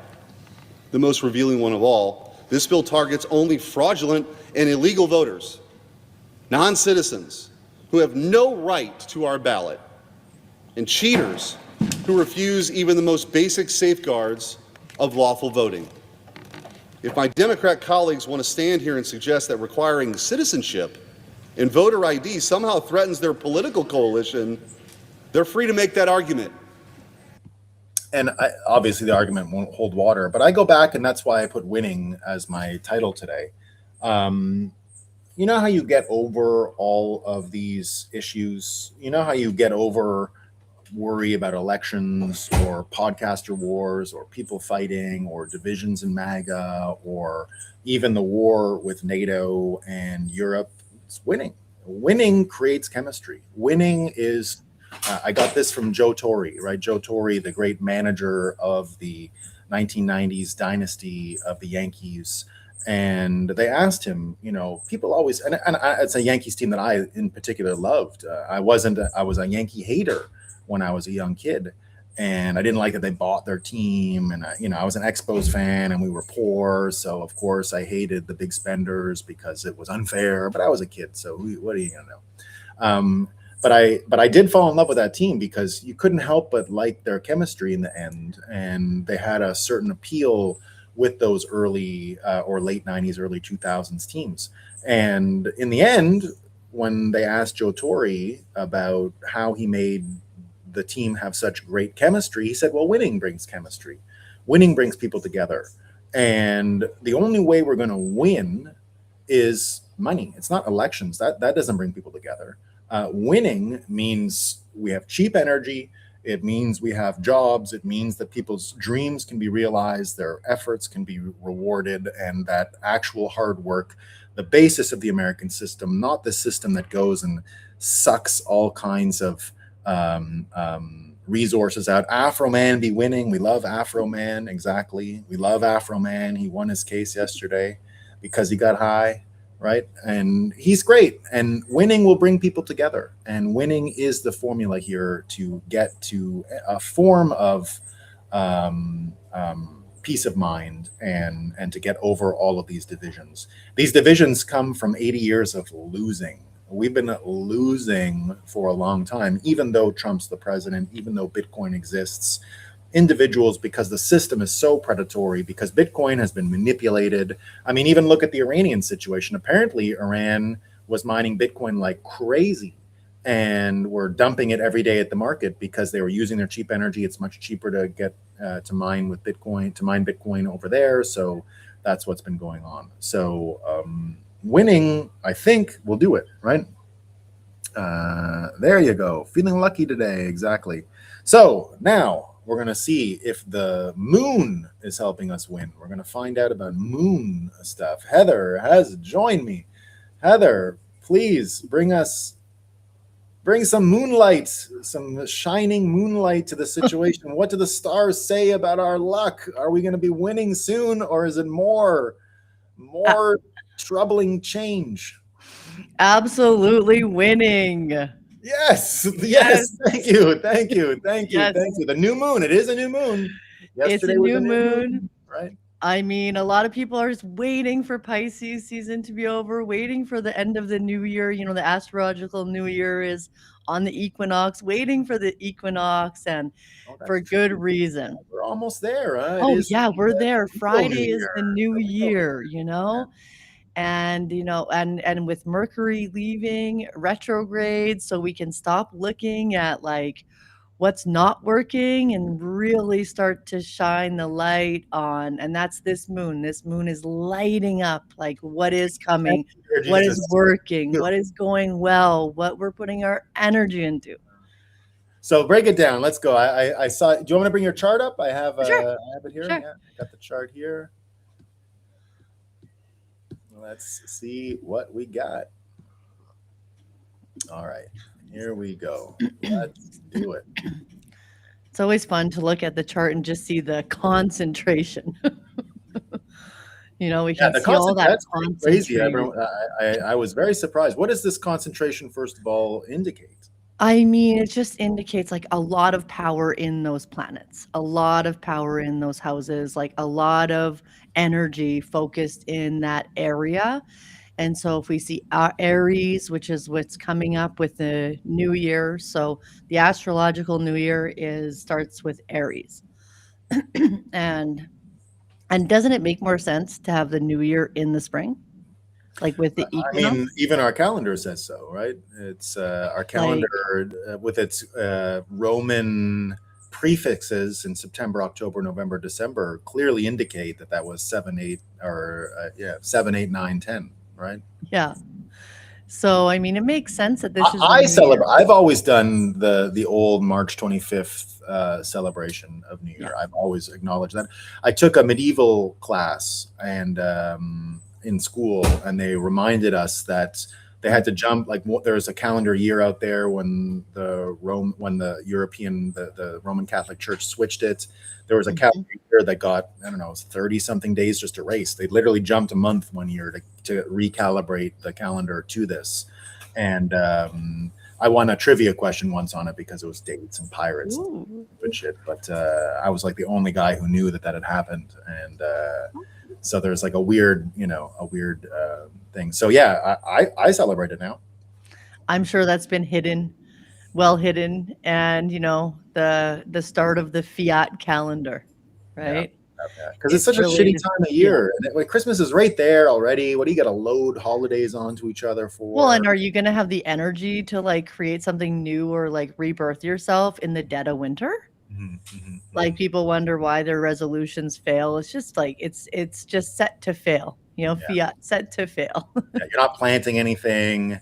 You're not growing No. anything. I saw a psychological one of these like how do you fix your life videos came across my timeline, and it was exactly that. It was little triggers. It was like repaint your room if you're going to make changes. These little psychological triggers. Just change your context a little bit, change your location a little bit, and it will inspire your ability to keep up with change versus the least changing time of the year, January 1st. Like the least energetic time for like chromatic change and rebirth, and especially like identity, right? Because right now old identities are falling away. Like when we think of, say, if there's been any trouble that people have been experiencing with this cluster, with this cluster of planets, the sun, the moon, all of these, even the node, like all of this is really saying like, yes, like always, you've got to be willing to see what's not working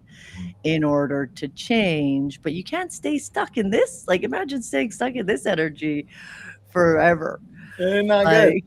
It's as stressed out as I think I've ever seen Americans. This is as bad as it's ever been today. You got the podcast wars going through the roof. I just want to be able to share the whole screen here. Oh, sure. I don't know why. There we go. So indeed, you can't wait for Mercury to retrograde and be over on Friday so we can get out of what isn't working and into what is. The spring equinox, aka real New Year, starts March 20th. Yay! We're coming to the light now after winter, and the ground is becoming more and more fertile. Very interesting. Be cautious about your giving your energy to. I'll speak a little more about that because that's a part that I think a lot of people, everyone's doom scrolling. I never doom scroll. I doom scrolled all night last night. Like I doom scrolled till 11 because I'm a big believer. If I made a lot of predictions on this war, and yesterday was not what I predicted. So you got to recalibrate when you don't get it right, I guess you can say, or you get something and it goes differently or unexpected. So I've been trying to recalibrate, and I doom scrolled like crazy last night. That makes sense, honestly, with the Aries energy coming in. So first off, with the energy and attention, that's still my prediction for 2026, that this is going to be an ongoing theme. And it really is, because I think we have to be hyper aware of where we're giving our energy, especially unconsciously, and really realize like how much energy are we really trying to give to war. And war is in the chart. We're moving into Aries. Yeah, war is in the chart. War is inevitable, and leaders falling is inevitable.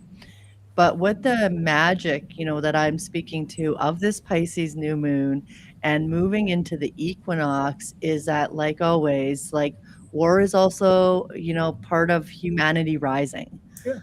Like, because there's another war going on here that isn't the war that we're being energy harvested to pay our attention to all the time. It's the spiritual war. It's the war of the light. And I love how it always comes back to the individual, because as we could give our energy to the collective and everything that's not working and everything that's really scary and not how we want things to go, we're often losing energy for ourselves and are really focusing on our own sovereignty and looking at ourselves and going, but how could I clean up my energy in my life? How could I declutter my space? How could I move my body? How could I have more intentional conversations or relationships? And that's why we love Bitcoiners, because Bitcoiners are often really consciously choosing how they spend their energy instead of the rest of the normies just like basically like what's that? You know, when like in Stranger Things when they're just like, Yeah. Yeah. you know, stuck to the parasite and just like lost all freedom.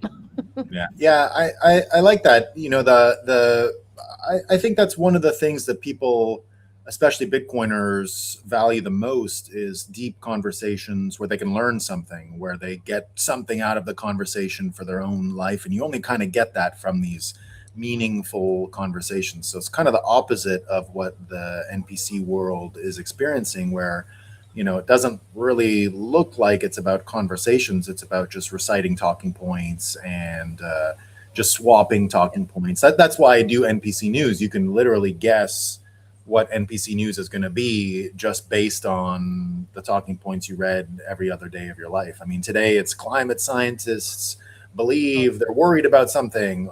No way. Oh, what? Not wait. Oh, I have a reason not to exercise. Amazing. Oh no, it's the best. They've been running that one all week. It's a great study. They said that if it keeps getting too hot with the climate change, lots of people are going to die, not because of the heat anymore. The new thing is it's going to be too hot to exercise, and it's going to lead to, they calculated, a 1.5 degree decrease in exercise amongst people by 2050. Well, I just think that's just the stats that all the victims want. Like, oh yes, Yeah. I mean, I would exercise, but it's just too hot. I don't want to die. Yeah. They marked the level at which you would be disincentivized to exercise at 28.7 degrees. Imagine if it was 28.7 And like, Calgary right now. What would people do? man, I would go swimming in the river. It's so ridiculous. I mean, and like it's just going to continue because it has to, right? It has to, like, all of the ridiculousness has to keep being exposed. And those who are willing to really open their eyes and see the truth, will be rewarded. Now, Really will. is that reward going to be, because I'm seeing a lot of people sort of throw away their mental health by getting caught up in what this podcaster said, or that podcaster doesn't like that podcaster anymore, and you're seeing all of this division. Now, I think there's something good about the division that's happening in MAGA, in that at least they're not wasting their energy arguing with mentally ill people that are not even gonna have an opinion, that are just like regurgitating talking points. But watching a organic and real argument break out between let's say MAGA people, but let's say a lot of the online right, you're actually seeing novel arguments that haven't really been exposed before, and they're difficult, right? People haven't been able to speak so freely about Israel, or they felt like, oh, you can't say that, Holocaust stuff.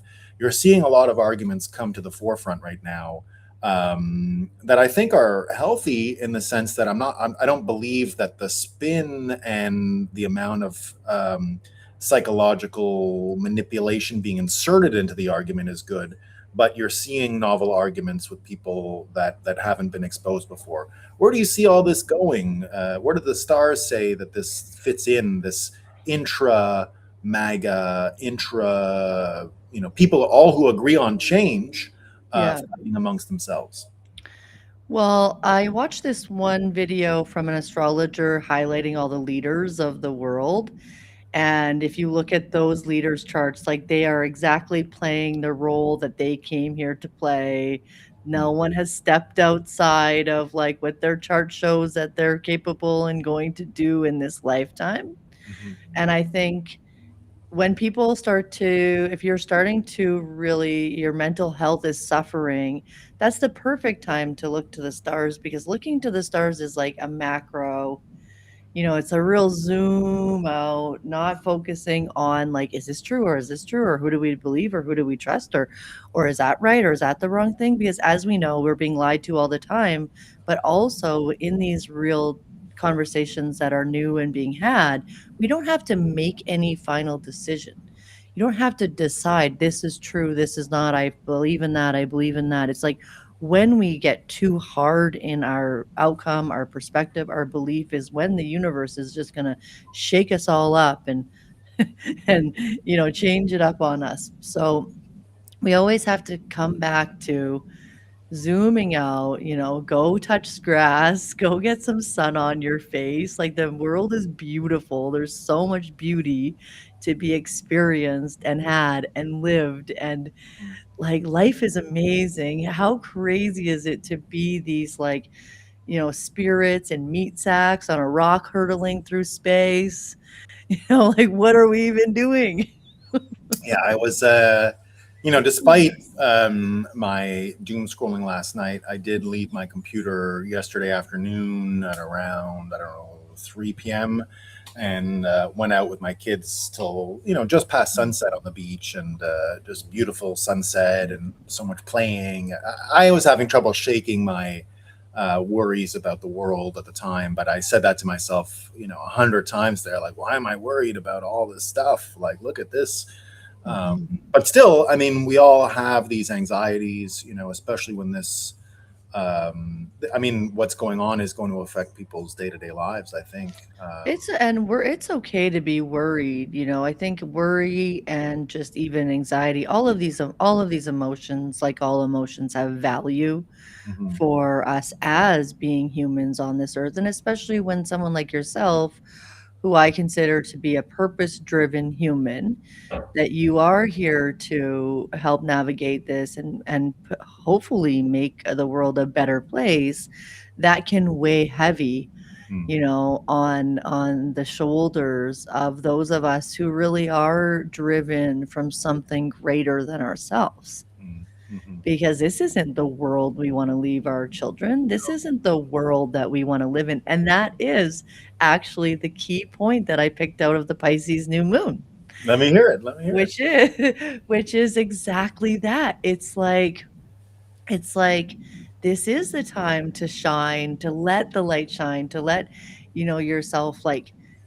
take or transmute those darker energies into light. Like, okay, now that I know that this is happening, now that I know there's this and this and this that I don't have control about, what do I have control over? And not in a sense of feeling safe and comfortable, in a sense of like shining, in a Mm. sense of really bringing this light.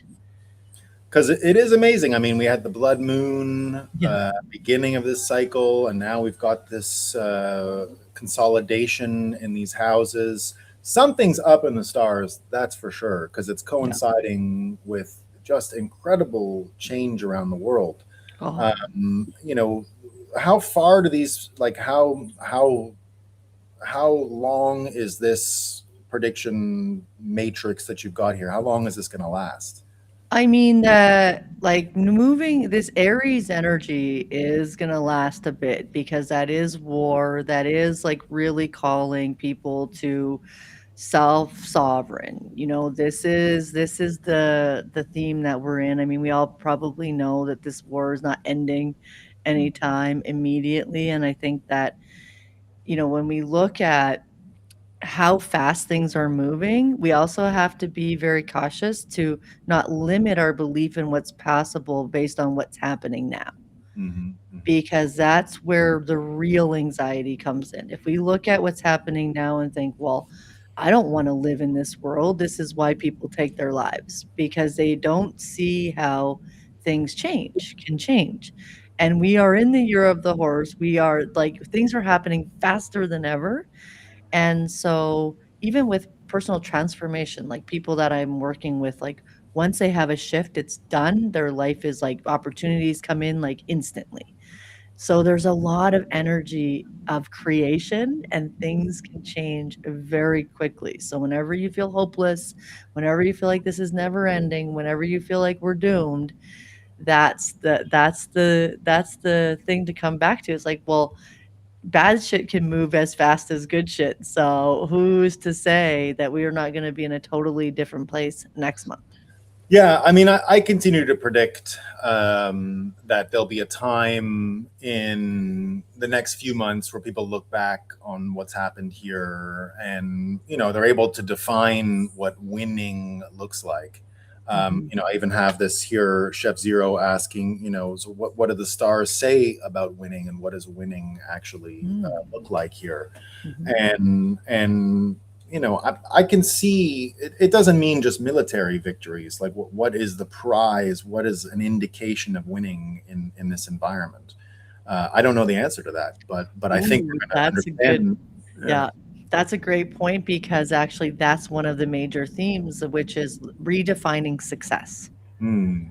So that is a great point, because because a lot of people feel they failed because of their version of success. And so they're missing the things that they have been winning because they haven't got to where they think is the outcome. So that is that's a great exercise for everybody, even in the world. What is winning? To me, we are winning. Like, to me, the fact that like things are exposed on the daily and there is more and more people that are just not believing the lies, that's winning. But that's just one definition of the winning, right? Yeah, because even with elections, a lot of people in America have anxiety about the voter ID question, and it looks like the Republicans probably aren't going to win that, and you're going to have illegal voting, and that looks like a loss. But exposing the lack of credibility in the entire system is probably a win. So losing can be winning just as easily. And who knows what will come as a result of that loss, right? Because that could blow up a whole nother new way of things falling apart or whatever. Yeah, it doesn't look like the fiat train of human-based systems and all this has much of a shelf life left to induce any trust. It looks like trust is being removed. I mean, that's where the podcast wars really come from. The mainstream media failed. There's zero trust there. So everyone got used to going to the podcast wars or the podcasters for their information. And that served everyone well when it was, Republican, Democrat, when the divide was a little more tribal.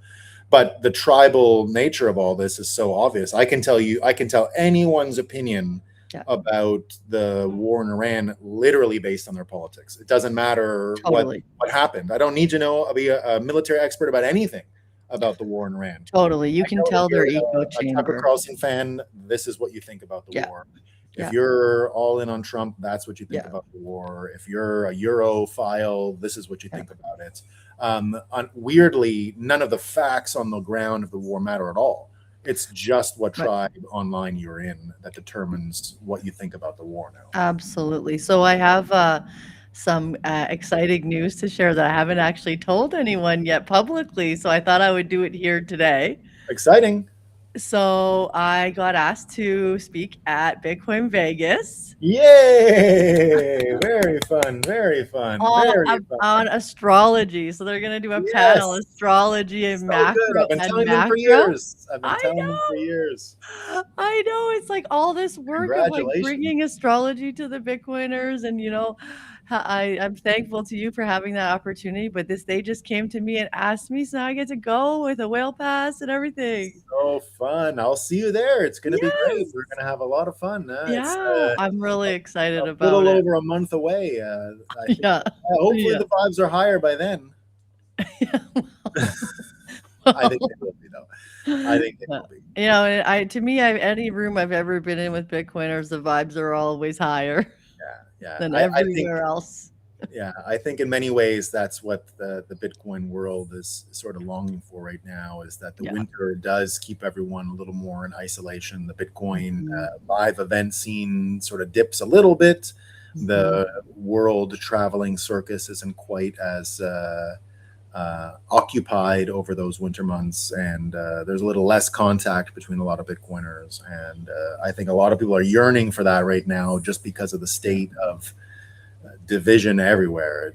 Everyone seems cut up in pieces and fighting. No one wants the metaverse, like you said. The IRL is where it's at. And I've been predicting for a long time that's where luxury is headed. Experience is the new luxury, and actually doing things and touching things and interacting are where people are willing to spend money and spend time and put their efforts. So it's going to be great to see you there. So congratulations. I'm It's excited. amazing. Thank you. Thank you. It's well needed, because I think the industry, that's why I love having you on around these things. We spend so much time thinking of all of this as so cerebral, when we have to understand that, like, look, even with Bitcoin, as individuals, we're not in control of this world. We're just not, as much as we would like to be, as much as I personally would like to have an effect on the war in Iran. And, Yeah. it's Yeah. just true. Even Trump can't do it. Even Trump gets betrayed and tricked and manipulated and all these things. Even he's probably out there wishing he had more capacity to Control, capacity. the most powerful man in the world. Yeah. Literally saying, somewhere in his mind saying, why can't I get what I want out of this scenario? It's a human condition. It's not easy. Well, there you go. I appreciate it, Heather. And thanks for coming today. And I'm going to have to cut the broadcast because I got Hank ready to start. So thanks a ton, Heather. I appreciate it. And we'll see you in a couple of weeks. And then I suppose if I'm doing my math correctly, there'll be some kind of a moon event. Yeah. We should get some content live. That would be so fun. Yeah, it would be. All right, let's do it. Okay. Okay, bye, everyone. Take it easy, Heather. Thanks for coming. I appreciate it. All right, team. That was Heather in the house. Don't we love having Heather? Don't we love having Heather? Congrats. I'll watch online. Indeed. Hello, guys. Hello, Plastic. Have a great one, guys. Indeed. Legalese. I'm a man of the land. Indeed. Basel rules might be changed shortly. This is the beginning of the Fed meeting today. No big deal. No one is discussing. Yeah, I agreed. I missed that today. Missed this, Jevy. Should I be stockpiling diesel for my Prado? Depends on where you are in the world. I think you'll be fine. Ready to cut? Yes, indeed. I am ready to cut. Indeed. You're going to see the logo followed by the thanks for watching screen. Thanks for watching. I just want to write a few more comments here before we go. Always enjoy Heather's visits. Who would check out now? It's all happening indeed. Still upright and winning. Great perspective. What is victory really going? Safe hope of eternal life and peace and prosperity. Hooray! Indeed. Awesome stuff. Sorry I did not get to read your congratulations to Heather. I missed them. So there you go, guys. A lot of great posts today. Pardon me. I can't get to all of them. Tomorrow, I'll see you all tomorrow for a Friday episode. Hopefully things go well today and the world doesn't end. We'll be all right. All right, everyone. Peace out. See you tomorrow.